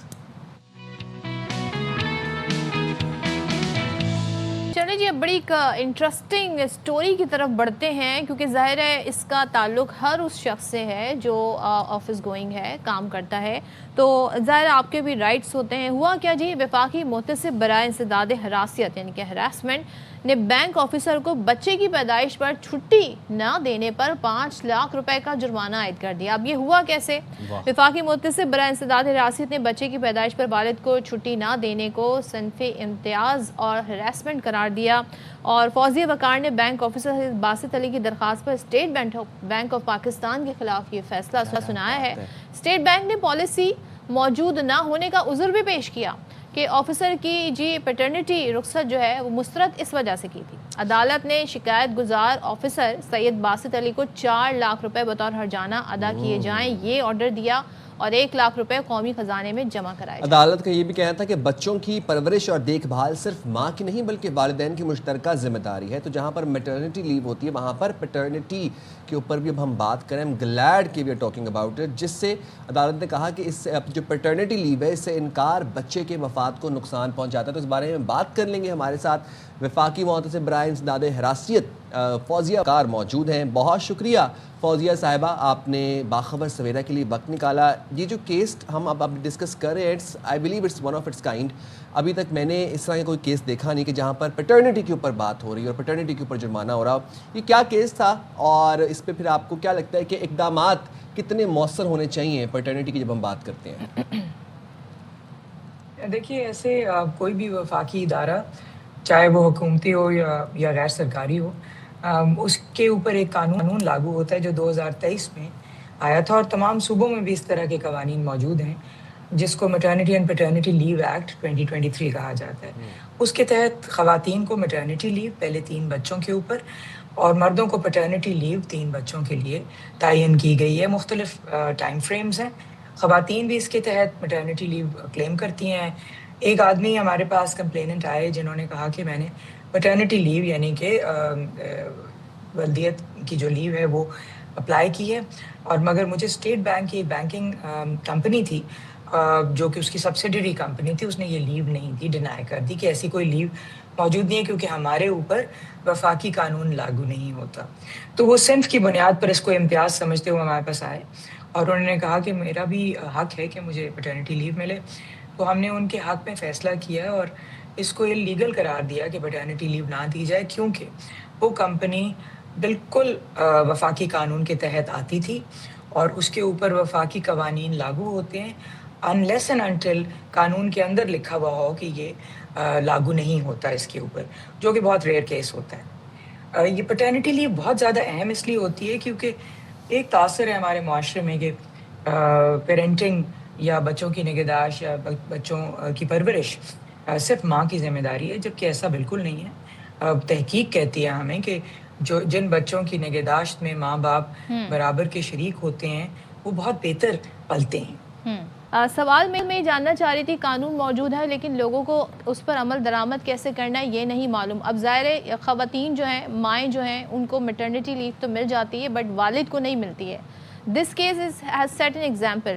تو پہلے تو یہ بتائیے گا والد کی کتنا ان کو چھٹی ملتی ہے، مہینہ ملتی ہے یا اس سے زیادہ ملتی ہے؟ اور جب محتسب سے اگر اس طرح کا کوئی کیس اپروچ کرنا ہوتا ہے تو کیا ریٹن اپلیکیشن دینی ہوتی ہے، بذات خود جا کے بات کرنا ہوتا ہے؟ ہاؤ ٹو اپروچ وفاقی محتسب؟ پہلے تو یہ بہت اہم ہے لوگوں کو سمجھنے کے لیے کہ جب ایک قانون موجود ہوتا ہے تو اس کے تحت جو بھی سہولت ہوتی ہے وہ آٹومیٹکلی ملنی چاہیے. اس کے لیے اپلائی کرنے کی ضرورت نہیں ہوتی ہے، وہ ایک حق ہوتا ہے جو کہ قانون نے اسٹیبلش کر دیا ہے. اس کیس میں پرٹیکولرلی جو پیٹرنٹی لیو ہے مجھے سمجھ میں نہیں آ رہی کہ کیسے ڈینائی ہوئی، کیونکہ حوالہ دیا گیا رولز کا جو کمپنی کے رولز ہیں. کوئی بھی کمپنی ملک کے جو وفاقی رولز ہیں ان سے بالا تر نہیں ہوتے اس کے رولز، اور اس لیے اس پہ اسکوئرلی اسٹیٹ بینک کی جو کمپنی تھی اس پہ یہ ہماری نظریے میں اور ہمارے مشاہدے کے مطابق یہ لاگو ہوتے تھے. تو ان کو جب ایک آدمی نے ولدیت کے لیے درخواست دی، قانون کہتا ہے پہلے بچے پہ، دوسرے بچے پہ، تیسرے بچے تک 1 مہینے کی پیٹرنٹی لیو موجود ہے. تو اس کی درخواست پہ اسٹیٹ بینک کی کمپنی جو بی ایس سی ہے اس کو چھٹی دے دینی چاہیے تھی. اور یہ بھی نہیں ہے کہ وہ پہلے لے بعد میں لے، وہ کسی وقت بھی لے سکتا ہے، بچے کی پیدائش سے پہلے بھی، بچے کی پیدائش کے بعد بھی. اسی طرح سے میٹرنٹی کے لیے بھی وضاحت کروں کہ پہلے بچے پہ اگر کوئی وفاقی قانون کے تحت کمپنی آتی ہے اس کے اوپر یہ لاگو ہوگا کہ پہلے بچے پہ 6 مہینے کی چھٹی عورت کو میٹرنٹی لیو اور دوسرے بچے پر 4 مہینے کی، تیسرے بچے پر 3 مہینے کی چھٹی قانوناً اس کا حق ہے۔ بہت دفعہ یہ ہوتا ہے کہ لوگ مختلف ہیلے بہانے کرتے ہیں، کئی دفعہ یہ بھی کہتے ہیں کہ یہ کمپنی وفاقی نہیں ہے، تو وہ یہ دیکھنا ضروری ہے کہ اگر صوبائی ہے تو صوبائی کمپنیوں پہ ان کے صوبے کا قانون لاگو اور اس دوران مگر اس کیس میں تو نوکری سے بہت بھی نہیں واضح نکالا جا سکتا؟ جی بالکل بھی نہیں۔ زچگی کے دوران آپ نے ہمارے ایک فیصلہ پہلے پڑھا دیکھا ہوگا کہ زچگی کے دوران چھٹی ایک حق ہے، اور اس میں چھٹی میں آپ کو نوکری سے خاتون کو بالکل نہیں نکالا جا پیڈ سکتا۔ لیوز ہوتی ہیں فوزیہ صاحبہ؟ جی بالکل بالکل، یہ پیڈ لیوز ہوتی ہیں ایبسلیوٹلی۔ اس سے زیادہ اگر لینا چاہیں ماں یا باپ تو وہ پھر ان پیڈ ہوتی ہے، اور وہ ادارے کی ثوابدید ہوتی ہے۔ اچھا، اور یہ جو پیٹرنیٹی لیو ہے اس کا کیا ڈیوریشن ہوتا ہے؟ جس طرح آپ نے میٹرنیٹی کا تو بتا دیا، واٹ اباؤٹ پیٹرنیٹی لیو؟ یہ مہینے کی ہوتی ہے، 1 دن 2 دن کی ہوتی ہے؟ جی نہیں، پیٹرنیٹی لیو مہینے کی ہوتی ہے اچھا، فیڈرل آرگنائزیشنز کے لیے، تین بچوں کی حد تک۔ اس کے بعد یہ حق نہیں ہے، پھر ثوابدیدی بن جاتی ہے۔ اچھا، اور تھوڑا سا ہم اگر صوبے کی بات کر لیں، اگر کوئی ادارہ ہے، سرکاری اداروں میں تو ہم دیکھتے ہیں کہ وہاں پر فوری سے قانون اپلائی ہوتا ہے، پرائیویٹ جو ادارے ہیں وہاں پر بھی یہی رول اپلائی ہوتا ہے؟ صوبائی محتسب کو اپروچ کیا جا سکتا ہے وفاق کے انڈر نہ آتا ہو اگر ادارہ؟ جی پرائیویٹ کے لیے بھی ہاں، کچھ صوبوں میں یہ فرق ہے کہ وہ قانون، ان کے قوانین جو ہیں سرکاری اداروں پہ یا پبلک سیکٹر آرگنائزیشنز پہ لاگو ہوتے ہیں۔ ایسے کیس میں وہ حق نہیں اسٹیبلش ہوتا، مگر پنجاب میں مثال کے طور پہ 3 مہینے کی چھٹی ہے میٹرنٹی لیو عورت کے لیے، اور پیٹرنٹی لیو 1 مہینے کی ہے، اور وہ غیر سرکاری پہ بھی ہوتی ہے۔ مگر یہ بھی پھر وہ آگے دیکھنا ہوگا کہ وہ ریگولر ہے یا پرائیویٹ ہے، تو قوانین میں فرق ہے۔ وفاقی کے میں آپ کو وضاحت کروں کہ یہ نجی اداروں پہ بھی بالکل لاگو ہوتی ہے، اور جو فیصلہ میٹرنٹی لیو پہ آیا تھا وہ ایک نجی ادارے کی خاتون تھی جس کو نوکری سے نکال دیا گیا، چھٹی کچھ تھوڑی بہت ابھی اس کی پوری ہوئی تھی، باقی سے ختم ہونے سے پہلے ہی نکال دیا گیا۔ تو ہم نے نہ صرف اس کو بحال کیا بلکہ اس کی ساری چھٹی کے بھی جو ڈیوز بنتے تھے وہ اس کو پے کروائے۔ زبردست، بہت شکریہ فوزیہ صاحبہ، آپ نے باخبر سویرا کے لیے بتا اور ہمیں انلائٹن کیا بہت سی ایسی چیزوں سے جس کے بارے میں ہمیں علم نہیں تھا۔ بات یہ ہے کہ آپ کو اپنے حقوق کا پتہ ہونا بہت ضروری ہے آج کل کے وقت میں، اور حقوق کا پتہ ہونے کے ساتھ ساتھ جو لاز ہیں ان پر عمل درآمد کیسے کرنا ہے، how to approach, who is the right person and who is the right institution اور ادارہ آرگنائزیشن جسے اپروچ کیا جا سکے۔ اچھا جی، ہم پاکستان کے ایئرپورٹس کے حوالے سے بات کر رہے تھے، کافی زیادہ ہم کر ہی رہے ہیں آج کل، بہت دنوں سے مسائل سننے کو آ رہے ہیں کہ وہاں پر ایک تو لوگوں کا رش بہت زیادہ ہے، اور لمبی لمبی لائنز لگی ہوئی ہیں۔ امیگریشن حکام کی طرف سے ایک شکایت یہ بھی آ رہی ہے کہ غیر ضروری سوالات ہیں، روک ٹوک ہیں، اب اچھا ٹکٹ بھی بہت مہنگے ہیں، تو بہت سارے ایشوز جو ہیں وہ ایک ساتھ ہمیں نظر آ رہے ہیں۔ اچھا، اب شہری یہ کہہ رہے ہیں سب سے بڑی شکایت تو یہ ہے کہ امیگریشن حکام کی طرف سے ایک تو غیر ضروری سوالات ہوتے ہیں، روک ٹوک ہوتی ہے، اس کی وجہ سے اکثر مسافر اپنے مہنگے ٹکٹ ضائع ہونے کی بات کرتے نظر آتے ہیں۔ بیرون ملک جاب کے لیے جانے والے جو پاکستانیز ہیں ان دنوں امیگریشن حکام کے سامنے سخت سوالات کا جواب دینا پڑ رہا ہے، ان کو ایئرپورٹ سہولیات کی کمی، لمبی قطاریں بھی ڈسکس ہو رہی ہیں، اور حال ہی میں بھیک مانگنے والوں کی جس طرح بڑی تعداد ہمیں بیرون ملک سے ڈیپورٹ ہوتی نظر آئی، یہ بھی ایک فیکٹر ہے، اس کو بھی ہم ڈسکس کریں گے۔ چلیں تو اسی پہ بات کر لیتے ہیں کہ جو مسافروں کے آخری مسائل ہیں کیا، ان کے حل کے لیے کیا جائے۔ ہمارے ساتھ موجود ہیں جناح ایئرپورٹ انٹرنیشنل کراچی کے deputy director immigration FIA Shahzad Akbar. Thank you so much Shahzad sahab join کرنے کے۔ ذرا یہ بتائیے کہ درست ہے کہ ایک تو مسافروں لمبی لائنیں، تو قطاریں تو بہت لمبی ہیں، یہ تو ہم بھی خود وٹنس کرتے ہیں، یہ بتائیے گا کہ یہ جو روک ٹوک ہے، سوالات ہیں غیر ضروری، یہ اس کی وجہ کیا ہے، کیوں اچانک سے یہ چینج ہم دیکھ رہے ہیں؟ اچھا میڈم، اس میں ہمیں جو گورنمنٹ کی پالیسی ہے اس کو مد نظر رکھنا ایز اے گورنمنٹ آفیشیل ہمیں اس پالیسی پہ چلنا ہوتا ہے۔ تو آج کل جیسے کہ ہمیں علم ہے کہ پاکستان کی جو پاسپورٹ ریٹنگز ہیں وہ کافی بہتر ہوئی ہیں، اور اس کی ایک بہت بڑی وجہ یہ ہے کہ ایسے شہری جنہیں ہمیں لگتا ہے کہ باہر سے ٹرانزٹ سے یا فائنل ڈیسٹینیشن سے دوبارہ پاکستان بھیج دیا جائے گا، یعنی ملک میں آنے ہی نہیں دیا جائے گا، اور ایسے مسافر کو ہمیں یہ کوشش ہوتی ہے کہ ہم یہاں پہ ان کی کوشچننگ، ان کی پروفائلنگ بہتر کر لیں، رادر دین کہ ہم یہاں سے لوگوں کو بھیجیں اور وہاں سے واپس ڈپورٹ ہو کے آ جائیں۔ میں آپ کو ایک ایگزامپل دینا چاہوں گا کہ پچھلے پورے 2025 کے اندر پورے جتنے بھی پاکستان کے ایئرپورٹس ہیں اس میں آف لوڈ جو ہوئے ہیں پیسنجرز وہ 51,000 ہوئے ہیں، اور اس کے برعکس اگر ہم بات کریں صرف سعودیہ کی تو 56,000 صرف پچھلے سال لوگ ڈپورٹ ہو کے واپس آئے ہیں. تو ہم نے جتنے آف لوڈ کیے ہیں اس سے زیادہ لوگ ڈپورٹ صرف ایک کنٹری سے ہو گئے. لیکن اس کا حل تو کوئی ہوگا نا. آپ باہر کے ملک کا آپ نے مثال دی, وہاں پر اگر آپ ایئرپورٹ پہ سسٹم دیکھیں, وہاں پہ سیلف چیک ان ہے, سیملیس وہاں پر ہے, لمبی کاؤنٹر اگر کم ہے تو کاؤنٹرز کی تعداد بڑھائی جا سکتی ہے, ڈیجیٹل سارا سسٹم ہے, آٹومیٹک جی ڈیٹیکشن ساری ہو جاتی ہے. تو ہم اسے اسموتھ کیوں نہیں کر سکتے؟ یہ ٹھیک ہے آپ کی اپروچ ٹھیک ہے, بٹ ہم اس کو مطلب تھوڑا ہیسل فری کیوں نہیں کر سکتے؟ اچھا میڈم, ہمیں تھوڑا سا نا پاکستان کو یہ دیکھنا ہوگا کہ جب ہم کسی اور کنٹری جاتے ہیں, فار ایگزامپل یورپ, تو جو ارائیولس ہوتا ہے اس پہ زیادہ چیکنگ ہوتی ہے. پاکستان کے اندر یا کوئی بھی ایسا ملک جہاں پہ ویزا ریسٹرکشنز بہت زیادہ ہیں, ہمیں ڈپارچر سائٹ پہ جو ہے نا زیادہ سختی کرنی پڑتی ہے رادر دین دا ارائیول, کیونکہ ہمارا جو پیسنجر یہاں سے جاتا ہے اس کو اتنا ویلکمنگ طریقے سے باہر کے کنٹریز میں نہیں لیا جاتا. اور اس کی مین ریزن بھی یہی ہے. فار ایگزامپل لاسٹ ایئر 26,000 لوگ ڈپورٹ کیے گئے سعودیہ سے ہی بیگری کے اندر. پھر ابھی آج کل آپ کو علم ہوگا کہ ایون بزنس ویزاز پہ بہت زیادہ سختی ہوئی ہے UAE کی طرف سے بھی. اس کی بھی مین ریزن جب ہم پوچھتے ہیں وہ یہی ہوتا ہے کہ ایسے لوگ وہاں پہ چلے جاتے ہیں جو وزٹ ویزا. مسئلہ پھر ایئرپورٹ پہ نہیں ہے نا, مسئلہ یہ ہے کہ ان کو پھر ویزا کیسے ایشو ہو رہا ہے, پھر ان کے وہاں پہ مسائل پہلے صحیح ہونے چاہیے. اس پہ نا میڈم کرتے کیا ہیں لوگ کہ فار ایگزامپل آپ نے امپلائمنٹ لینی ہے باہر, اس کے لیے جو ویزا ریکوائرمنٹ ہے that is the work visa. لوگ یہ چیز شو نہیں کرتے کہ وہ ان کی نیت یہ ہے کہ وہ باہر جا کے کام کرنا چاہتے ہیں. اب یہ پوری ایک مارکیٹ ہے ایجنٹس کی, اس میں جو وزٹ ویزا ہے اس کے اگر ہم پیسے لگائیں تو اور ورک ویزا میں خاصا ڈفرینس ہوتا ہے. فار ایگزامپل 4 لاکھ کا اگر آپ کو وزٹ ویزا مل رہا ہے اور 7 لاکھ کا آپ کو ورک ویزا مل رہا ہے, تو لوگ پریفر کرتے ہیں کہ فی الوقت شارٹ ٹرم گین کے لیے وزٹ ویزا پہ چلے جائیں, جبکہ انٹینشن ہوتی ہے ورک ویزا کی. تو پھر آپ کو یہاں پہ یہ اسکروٹنائز کرنا پڑتا ہے کہ آیا اس بندے کی وہاں پہ کیا نیت ہے.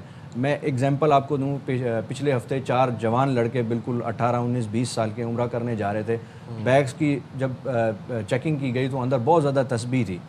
تو اس سے ہمیں یہ آئیڈیا ہوتا ہے کہ یہ وہاں جا کے اب اس کا اسٹال لگائیں گے, جو کہ سعودی گورنمنٹ نے منع کیا ہوا ہے کہ اگر آپ وزٹ ویزا پہ آ رہے ہیں یا عمرے کرنے آ رہے ہیں تو آپ عمرہ ہی کیجئے, اس کی آڑ میں آپ وہاں پہ کوئی ایسا کام نہ کریں یا کوئی ایسی ڈسٹریبیوشن کی چیز نہ لگائیں. یہ میں آپ کو صرف ایک ایگزامپل دے رہا ہوں. آپ ڈسٹریبیوشن کی بات کر رہے ہیں نا, ہم تو بیگری اتنا بڑا مسئلہ ہے ہمارے, بیگری بہت بڑا مسئلہ. آپ نے بات کی کہ جتنے ہم آف لوڈ کر رہے ہیں اس سے زیادہ ڈیپورٹ ہو رہے ہیں. ایسے ہی ہے. بیگرز کو کس طرح آئیڈینٹیفائی کیا جاتا ہے ایئرپورٹ کے اوپر, اور پھر ان کو آف لوڈ کیسے کرنے کا طریقہ کیا ہوتا ہے؟ فار ایگزامپل سے میں آپ کو یہ دیکھ سکتا ہوں کہ بہت سارے لوگ ہمارے پاس ڈیلی جو پیسنجر ٹریفک ہے جو کراچی ایئرپورٹ سے آ رہی ہے اور جا رہی ہے وہ ڈیلی کی ہے 15,000 کے قریب. ٹھیک ہے. اس میں ہمیں یہ دیکھنا ہوتا ہے, اب ایون آف لوڈ اگر ہم دیکھیں تو یہ 1% بھی نہیں ہوتے لوگ.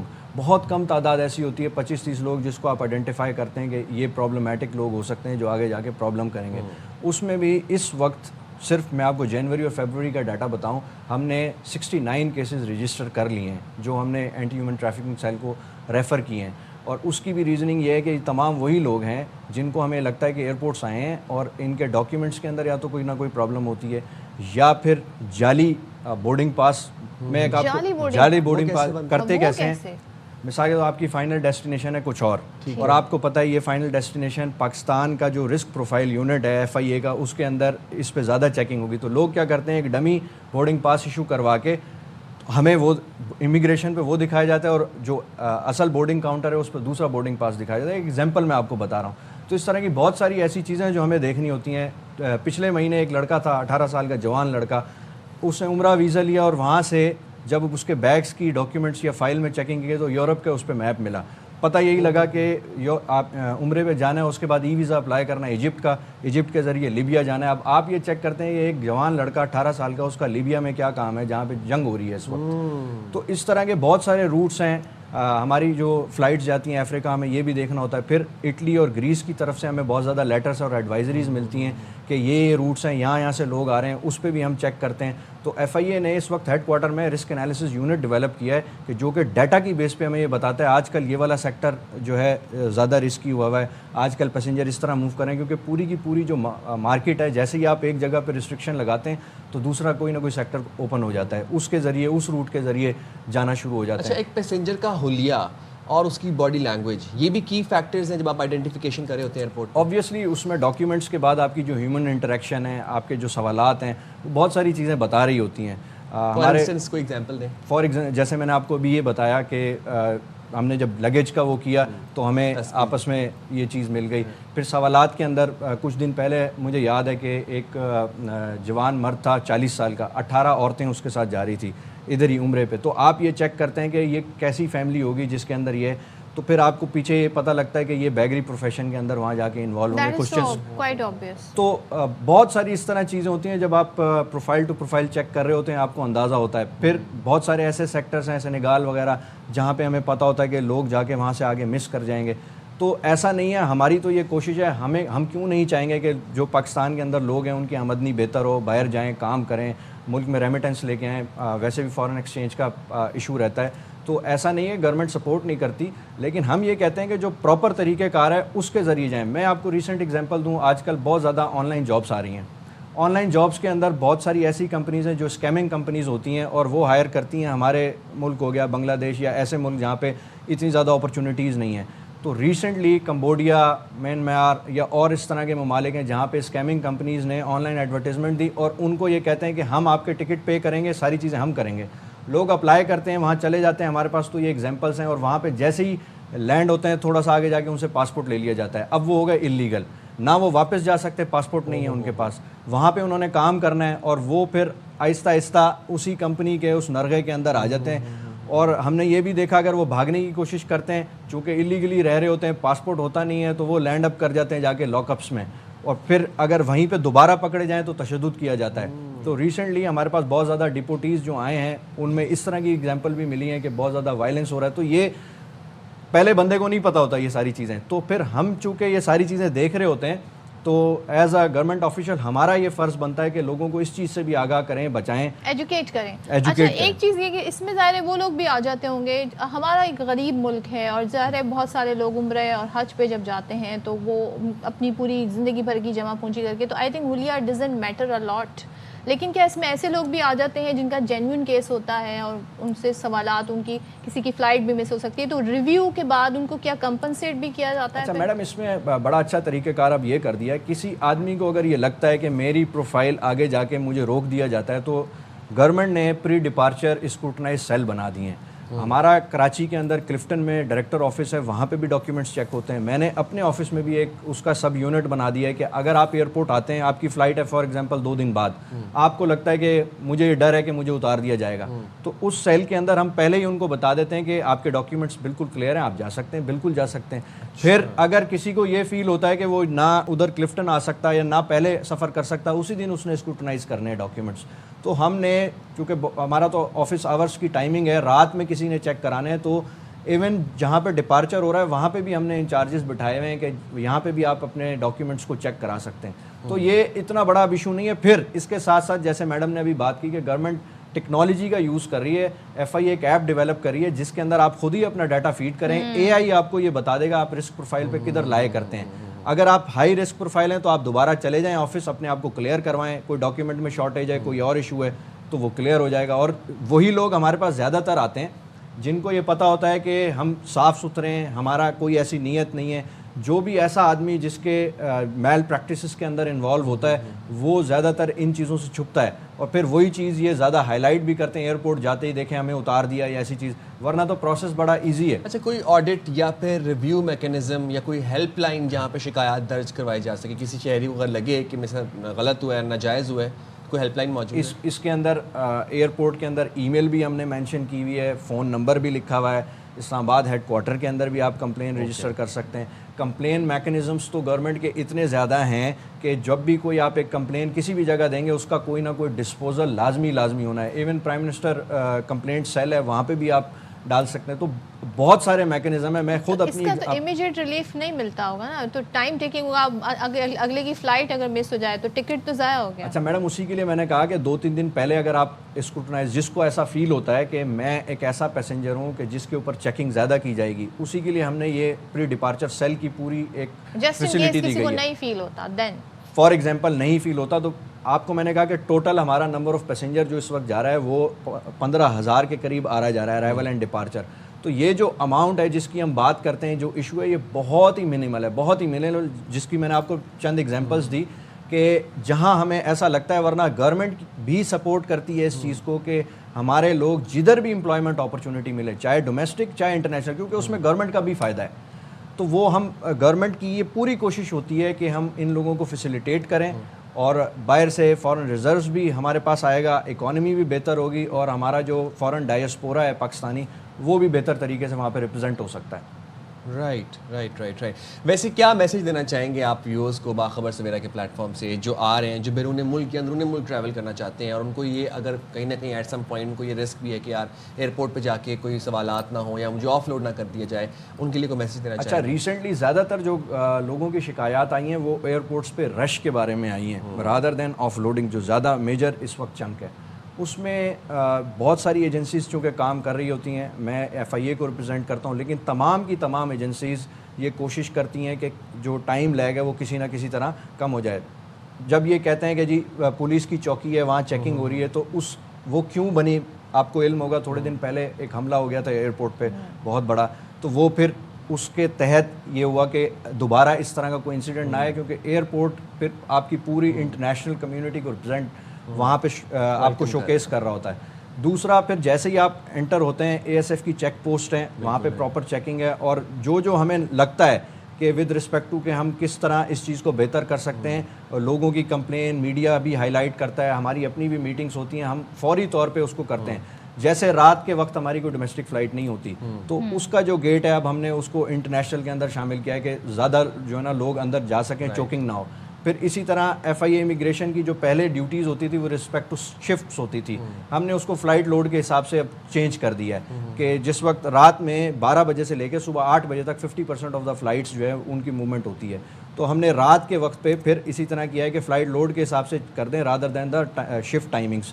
تو اس طرح بہت ساری چینجز ہیں جو ہم کرتے رہتے ہیں، اور وہ اسی توسق سے کہ میڈیا کبھی چیزوں کو، ہمارے ایشوز کو ہائی لائٹ کرتا ہے، لوگ کرتے ہیں، تو لوگوں کی جتنی بھی کمپلینٹس ہیں ان کو مد نظر رکھتے ہوئے جو بہترین ہو سکتا ہے with in the available resources government is doing. اور بھکاریوں کی ویسے تعداد میں اب کمی ہوئی ہے؟ جو نمبرز ہمارے پاس پہلے ڈپورٹ ہونے کے آ رہے تھے، اب کوئی فرق پڑا ہے ساری چینجز کے بعد؟ اچھا میڈم، ابھی چونکہ عمرہ ہے تو یہ اب سلسلہ دوبارہ بڑھ جائے گا، کیونکہ اس سیزن کے اندر لوگوں کو یہ زیادہ ہوتا ہے، ایک تو نمبر آف ویزاز بھی زیادہ ایشو ہوتے ہیں، پھر جو لوگ یہاں سے جاتے ہیں ان میں کئی سارے لوگوں کی یہ کوشش ہوتی ہے کہ وہاں سے کوئی نہ کوئی انکم ارن کر کے آئیں، تو رمضان کے اندر یہ چیز تھوڑی بڑھتی ہے۔ لیکن یہ آپ ٹھیک کہہ رہے ہیں کہ ہم لوگوں کو جو انٹرنیشنل کمیونٹی اسٹینڈرڈس دیتی ہے کہ آپ نے ان چیک لسٹ کو دیکھنا ہے ہر ود رسپیکٹ ٹو کنٹریز، ان کو ہم مد نظر رکھتے ہوئے جو وہاں سے ہمیں ایڈوائزریز ایشو ہوتی ہیں اسی کی بیس پہ ہم چیک پوائنٹس بناتے ہیں اپنے، اور پھر ہمارا عملہ اس کو چیک کرتا ہے۔ رائٹ، ٹھیک ہے، تھینک یو سو مچ، بہت شکریہ ساری صورتحال پر بات کرنے کے لیے۔ ظاہر ہے لوگوں کو اس حوالے سے ایجوکیٹ کرنا بہت ضروری ہے کہ آخر ایسی کیوں اقدامات اٹھائے جا رہے ہیں۔ تو بھائی آپ یہ دیکھیں کہ کتنے کیس ہمارے سامنے آئے، کتنے بھکاریوں کی تعداد ہمارے سامنے آئی ہے، جو اسپیشلی جو سعودی عرب ہے، دیگر جو خلیج ممالک ہے، وہاں جا کر جی پاکستان کا نام بدنام کرتے ہیں۔ جی آپ کو یاد ہوگا کچھ عرصہ پہلے میئر کراچی نے ایک اعلان کیا تھا کہ کراچی والوں کے پانی کے مسائل جو ہیں وہ ختم ہونے جا رہے ہیں، کیونکہ اب کراچی کی لائنز میں پانی آئے گا۔ پانی کراچی میں ایک بہت بڑا مسئلہ ہے، کیونکہ لائنز میں پانی آتا نہیں ہے، لوگ ٹینکرز خریدنے پر مجبور ہوتے ہیں۔ اچھا، کراچی میں گزشتہ 7 روز سے پانی کا ایک بحران ہے جو کہ آج کے دن تک جاری ہے، شدت اختیار کرتا جا رہا ہے ہر گزرتے دن کے ساتھ۔ جو 84 انچ کی جو مرکزی لائن تھی جس کا بتایا جا رہا تھا کہ وہ پھٹ گئی ہے، اس کی مرمت مکمل ہو چکی ہے، بائی دا وے مرمت مکمل ہو گئی، لیکن جی ہم یہ دیکھ رہے ہیں کہ مرمت مکمل ہونے کے باوجود جو پانی کی فراہمی ہے وہ تاحال معمول پر نہیں آ سکی ہے، اور اس سے ظاہر ہے گلشن اقبال کا علاقہ ہے، گلستان جوہر، صدر ٹاؤن سمیت مختلف علاقوں کے جو مکین ہیں وہ پانی کی بوند بوند کو ترس گئے ہیں۔ اور Karachi water and sewerage board نے، اب اس کو کارپوریشن کہا جاتا ہے، کہ الیکٹرک کو دھابیجی پمپنگ اسٹیشن پر بجلی کریک ڈاؤن کا ذمہ دار قرار دے دیا ہے، اور ایک خط میں واٹر بورڈ کارپوریشن نے الیکٹرک کو خبردار کیا کہ اگر 11 کے بی فیڈرز جو ہیں ان کو ٹھیک نہ کیا گیا تو رمضان میں پانی کا مسئلہ اور بھی سنگین ہو سکتا ہے۔ یہ دیکھیں نا کہ اب رمضان آنے والا ہے، رمضان مطلب بالکل جسٹ اراؤنڈ دا کارنر، اور اب آپ دیکھیں کہ ہم باتیں کیا کر رہے ہیں کہ یہاں پر پانی ہی نہیں ہے، کراچی میں شہری پانی کی بوند بوند بھائی کے آپ ترسے کے ہوئے گھر ہیں۔ پہ پانی کا بل آتا ہے، لیکن آپ مجھے بتائیں وہ جو واٹر ٹینکر آپ منگاتے ہیں وہ کتنے ایکسپینسو ہیں اور وہ کیوں پھر آپ کو الگ سے پے کرنا پڑتا ہے؟ اس شہر میں شہری ٹیکس بھی پے کر رہے ہیں، بجلی کے بلز بھی دے رہے ہیں، اس کے باوجود انہیں ایکسٹرا پے کرنا پڑتا ہے بنیادی سہولیات کے لیے. اور کہاں گیا میئر کراچی کا وہ وعدہ جس میں وہ کہہ رہے تھے جی ہائیڈرنٹ جو ہے پانی کے ٹینکر جو ہیں اب نہیں چلیں گے، اب پانی گھروں میں آئے گا. تو ہمارے نمائندے ہمارے ساتھ ہیں، ان کی طرف چلیں، افضل پرویز سے بات کر لیتے ہیں. تو افضل ذرا ہمیں صورتحال بتائیے گا. اب کہا ہی جا رہا ہے جی مرمت ہو گئی ہے لیکن باوجود اس کے پانی کی فراہمی معمول پہ نہیں آ سکی ہے، توجیہات کچھ اور بتائی جا رہی ہیں، آپ کے پاس کیا اپڈیٹس ہیں؟ جی بالکل صدف اور سائم، دیکھا جائے تو میئر کراچی نے اعلان کیا تھا کہ پانی کی فراہمی کو یقینی بنایا جائے. تاہم ماہ رمضان بھی کی آمد تھی تو اس سلسلے میں واٹر کارپوریشن نے تمام تر جو تیاریاں تھیں اس کو مکمل کر لیا تھا. ڈھابے جی ہوں شہر کی یہاں پھر مین لائنیں ہوں، وہاں جو لیکیج تھی جس سے ہزاروں لاکھوں گیلن پانی ضائع ہوتا تھا اس کو لیکیج کو مکمل کر کے شہریوں کو پانی کی فراہمی کے حوالے سے جو اقدامات کیے تھے وہ پوری طرح سے کر لیے گئے تھے. تاہم دیکھا جائے تو کہ الیکٹرک کی جانب سے ڈھابے جی پر مسلسل جو ہے بجلی کا بریک ڈاؤن جاری ہے، جس کے باعث 44 انچ کی لائن 2 جگہ ٹوٹی تھی، ایک لائن نمبر 5 اور ایک لائن نمبر 2. تاہم 24 گھنٹے کے دوران جو ہے ان کی لائنوں کی مرمت تو مکمل کر لی گئی، لیکن جو شانتی نگر گلشن اقبال کے علاقے میں لائن متاثر ہوئی تھی اس کا بھی کام مکمل کیا ہی تھا. تو اگلے روز باقاعدہ کہ الیکٹرک کی جانب سے ڈھابے جی پر ایک اور بریک ڈاؤن کیا گیا، جس کے باعث 2 لائنیں متاثر ہوئی، جس کے باعث 10 کروڑ 31 لاکھ گیلن پانی کی فراہمی کی کمی کا سامنا ہے شہر میں. واٹر کارپوریشن نے اس حوالے سے کہ الیکٹرک کو خط بھی لکھا ہے کہ وہ فوری طور پر مسلسل جو بنیادی ترجیح پر جہاں غیر فعال فلٹرز ہیں ان کی مرمت کرے تاکہ شہر میں پانی کی فراہمی کو یقینی بنایا جائے. ابھی جو سلسلہ ہے وہ پانی کی کمی کا ہے، جہاں شہر کے مختلف علاقے جو سب سے زیادہ متاثر نظر آتے ہیں وہ گلستان جوہر ہے، گلشن اقبال ہے، نارتھ تازہ آباد، نارتھ کراچی، لانڈی، کورنگی، شاہ فیصل، ملیر، پاک کالونی، پرانا گولی مار. افضل مجھے ایک بات بتائیں، یہ خطوط کا سلسلہ چل رہا ہے اور واٹر بورڈ جو ہے وہ کہ الیکٹرک پر ذمہ داری ڈال رہا ہے. رمضان آنے میں غالباً 1 سے 2 دن رہ گئے، رمضان آنے والا ہے. اب ہوگا کیا؟ رمضان تک یہ صورتحال کلیئر ہو جائے گی، پانی آنا شروع ہو جائے گا لائنوں میں، یا پھر اب یہ سلسلہ چلتا رہے گا ایسے ہی؟ جی بالکل سائم، دیکھا جائے تو ماہ رمضان المبارک میں پانی کی طلب بڑھ جاتی ہے، تو اس حوالے سے واٹر کارپوریشن ہر سال مکمل تیاریاں کرتا ہے. ٹینکر کے ذریعے بھی پانی کی فراہمی کو یقینی بنایا جاتا ہے اور پانی کی جو ڈسٹریبیوشن کا طریقہ کار ہوتا ہے اس کو مزید بہتر طریقے سے اقدامات کیے جاتے ہیں. اس حوالے سے کہ الیکٹرک اور واٹر کارپوریشن کی جانب سے مذاکرات بھی ہوئے ہیں اور ایک میٹنگ بھی ہوئی ہے. اس کو حتمی شکل دینے کے لیے میئر کراچی کی جانب سے فوری اقدامات کے حوالے سے خصوصی ہدایات جاری کی گئی ہے کہ الیکٹرک کو بولا گیا ہے کہ جو ڈھابے جی پر 11 فلٹرز ہیں وہ متاثر ہیں، جس کی وجہ سے ڈھابے جی پر اچھا مجھے بتائیں، کچھ لوگ جس کے باعث اب جہاں پر اب پانی آنا بھی شروع ہوا ہے افضل، وہاں پہ شکایت یہ آ رہی ہے کہ وہاں پہ سیویج کا پانی ہے، ساتھ میں مل کے پانی جو ہے وہ صاف نہیں آ رہا ہے. یہ شکایتیں بھی موصول ہو رہی ہیں، تو اس کی کیا وجوہات بتائی جا رہی ہیں؟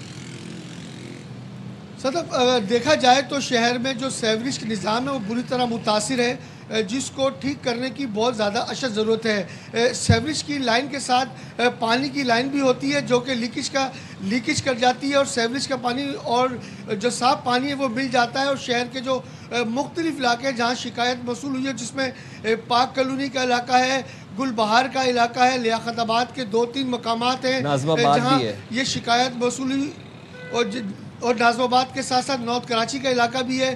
واٹر کارپوریشن نے اس حوالے سے وہاں کام کرنے کے لیے اقدامات کیے ہیں، لیکن ابھی تک جو متوازن طریقے سے کام ہونا تھا وہ مکمل طور پہ نہیں ہو سکا ہے، جس کے باعث یہ شکایت بڑھتی جا رہی ہے. جی ٹھیک ہے، بہت شکریہ افضل، آپ ہمیں اپڈیٹ کر رہے تھے. جناب یہ صورتحال ہے، رمضان آنے والا ہے اور لائنوں میں پانی نہیں آ رہا، جہاں پر آ رہا ہے وہ گندا بدبودار گٹر کا پانی آ رہا ہے. میئر کا وعدہ دھرا کا دھرا رہ گیا، انہوں نے وعدہ ہم سے کیا تھا کہ لائنوں میں پانی آئے گا، ٹینکر سے جان چھوٹے گی.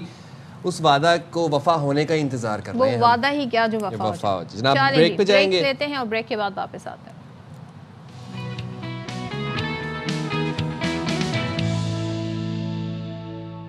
Welcome back once again. ایک افسوسناک واقعہ مری میں پیش آیا. 21 سالہ لڑکی، اس کو زیادتی کا نشانہ بنانے کی کوشش کی تو لڑکی نے پھر ان سے بچنے کے لیے، جو مجرم تھے ان سے بچنے کے لیے اپنی جان دے دی.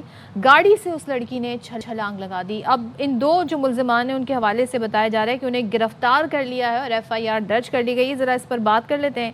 ہمارے نمائندہ ارسلان موجود ہے. ارسلان ذرا بتائیے گا، پولیس کیا اس واقعے کی ڈیٹیل بتا رہی ہے؟ ان کی گرفتاری کیسے عمل میں آئی؟ جی بالکل، یہ جو ناخوشگوار واقعہ ہے یہ 14 تاریخ کو پیش آیا جب یہ بچی جو ہے اپنے مدرسے میں جا رہی تھی اور اس نے مری ایکسپریس وے کے اوپر جو ہے ایک سٹاپ سے لفٹ لی. یہ ایک اوپن سوزوکی پک اپ گاڑی تھی جس کی جو بیک سائڈ کے اوپر جو ہے وہاں پر اس بچی کو لفٹ دی گئی. جب اس کا مدرسہ آیا تو اس نے جب گاڑی روکی، یہ درخواست گزار اس کے جو والد ہیں ان کا یہ موقف ہے، تو ڈرائیور نے گاڑی کو مزید تیز کر دیا اور جو بچی ہے اس نے خوفزدہ ہو کر پھر الٹیمیٹلی جب گاڑی نہیں رکی تو اس سے چھلانگ لگا دی، جس کی وجہ سے وہ زخمی ہو گئی. اس کو PHQ مری جو ہے وہ شفٹ کیا گیا 1122 کی جانب سے اور بعد میں اس کو راولپنڈی لے جایا گیا DHQ میں، لیکن وہ 24 گھنٹے کے بعد جام پر نہیں ہو سکی اور اس کی جو ہے وہ ہلاکت ہو گئی ہے. یہ موقف ہے بچی کے والد جو طارق عباسی صاحب ہے. دوسری جانب جو ہے پولیس نے جو ڈرائیور ہے اس کو گرفتار کر لیا، تاہم جو دوسرا اس کے ساتھ نامعلوم شخص FIR میں نامزد، وہ جو ہے اس کی گرفتاری کے لیے ابھی چھاپے جو ہے وہ مارے جا رہے ہیں اور پولیس کی جو تفتیش ہے وہ بھی جاری ہے. جو ملزمان ہیں اور ملزم جو ہے اس نے صحت جرم سے انکار کیا ہے اور اس کا یہ موقف ہے کہ بچی کو جو ہے وہ اس نے 1122 میں ریسکیو کرایا تھا. تاہم جو اس وقت مری کے اندر شدید تشویش پائی جا رہی ہے. تو بچی کو ہاسپٹل لے کے کون گیا؟ جی یہ جو جس درخواست گزار کا موقف ہے کہ ایک پیچھے سے لوکل مقامی ڈرائیور تھے، انہوں نے تعقب کیا. جب انہوں نے دیکھی یہ سچویشن کہ بچی شور شرابہ کر رہی ہے اور گاڑی کو روک نہیں رہی، تو انہوں نے اس گاڑی کا تعقب کیا اور پھر اس گاڑی کو جو ہے وہ مقامی جو لوکل ڈرائیور ہے اس نے ہی روک کر حوالے پولیس کیا اور جو پولیس کو انفارم کیا. ٹھیک ہے ارسلان، بہت شکریہ، آپ نے ہمیں تفصیلات سے آگاہ کیا. ہمارے ساتھ موجود ہیں DPO مری ڈاکٹر محمد رضا تنویر صاحب. بہت شکریہ، آپ نے ہماری نیوز کے لیے وقت نکالا. رضا صاحب ذرا بتائیے گا، ایک تو ڈرائیور نے صحت جرم سے انکار کر دیے، تحقیقات میں کیا انکشافات سامنے آئے ہیں؟ اینڈ سیکنڈلی جو ڈرائیور تھا، یہ جو گاڑی چلا رہے تھے ڈرائیور اور ساتھ ایک اور شخص بھی موجود تھے، یہ مقامی تھے؟ بسم اللہ الرحمن الرحیم. میری آواز آ رہی ہے آپ کو؟ جی تھینک یو سو مچ. دیکھیں اس میں 2-3 بڑے امپورٹنٹ اسپیکٹس ہیں جو کہ آپ کے سینئر رپورٹر نے بھی جو اس میں ایڈریس کیے ہیں. ایک جو امپورٹنٹ چیز ہے جو آپ کا کویسچن ہے، بندہ بالکل مقامی تھا اور یہ جو مری شہر سے مختلف جو ایکسپریس وے پہ گاؤں ہیں ان کے لیے جو چھوٹی ٹرانسپورٹ ہوتی ہے اس کا وہ بیسیکلی ڈرائیور تھا اور وہ اسی چیز پہ اس بچی نے جو ہے وہ لفٹ مانگی اور پھر اس کو وہ مسیاڑی جو گاؤں ہے اس کی طرف لے کے جا رہا تھا.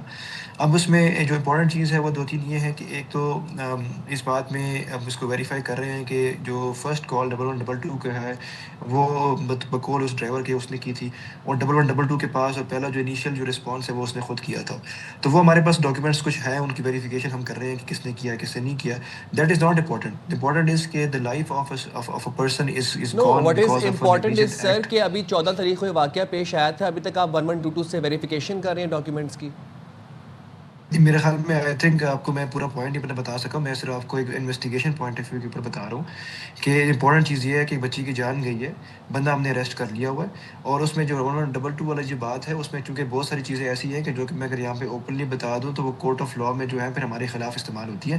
اس لیے just to be on the safe side with all due respect میں وہ چیز کو کور کرنے کی کوشش کر رہا تھا. باقی ہمارے پاس ساری ویریفیکیشن آ چکی ہے، بندہ ہمارے پاس اریسٹڈ ہے. We have to make an example out of him because اس نے جو ایکٹ کیا ہے اس سے ایک بچی کی جان گئی ہے جو کہ ابھی 2 دن پہلے اگر آپ کو میں بتاؤں گا تو you be very sad to hear that کہ وہ ایک عالمہ تھی اور اس کے 2 دن پہلے اس کی دستار بندھی ہوئی تھی اور اس کی ایک جو گھر جو ایک خوشی کا عالم تھا وہ ایک ماتم میں کنورٹ ہو گیا ہے. اور لیکن اس میں آئی وڈ سے کہ ہماری پولیس نے فوراً رسپونڈ کر کے اس بندے کو اریسٹ کیا ہے. اس کی انویسٹیگیشن ان پروسیس ہے، جو میڈیکل رپورٹس ہے اس کا ہم ویٹ کر رہے ہیں. اس کے بعد جو سیکشن آف لاز امپورٹنٹ تھے اس کے اندر فرسٹ آف آل کہ اس نے ہی ٹرائی ٹو ریپ بیکاز جو انیشیل ہمارے پاس جو رپورٹ آئی تھی. جی thank you so much doctor Muhammad ہمارے ساتھ ہیں، شکریہ آپ کا. چلیں جی، اسی کے ساتھ وقت بھی اپنے اختتام کو پہنچا. اپنا خیال رکھیے گا. اللہ حافظ. پاکستان زندہ باد.